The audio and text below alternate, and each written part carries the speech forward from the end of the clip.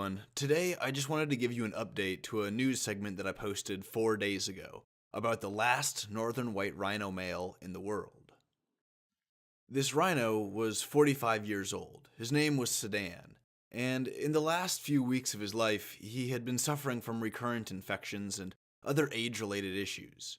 And for a while, his caretakers at his conservation, they were talking amongst themselves about what they should do, because they recognized his value as the last northern white rhino male in the world, but they also didn't want him to suffer. Well, yesterday they made the judgment call, and they decided to euthanize Sudan.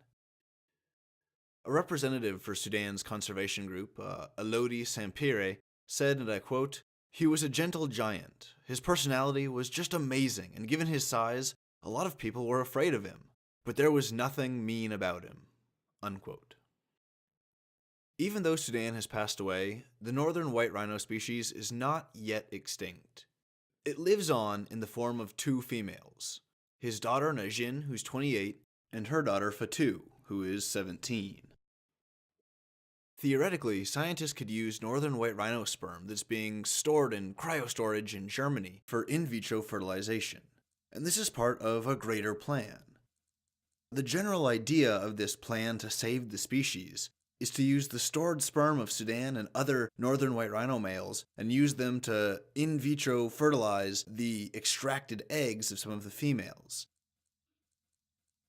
Once they produce viable embryos, these will be implanted into southern white rhinos and they'll be used as surrogates. They'll give birth to northern white rhinos.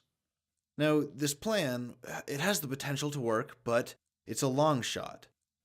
The costs are relatively high, more than $10 million, and it requires skilled labor. You need the technicians and the scientists who can do this kind of stuff.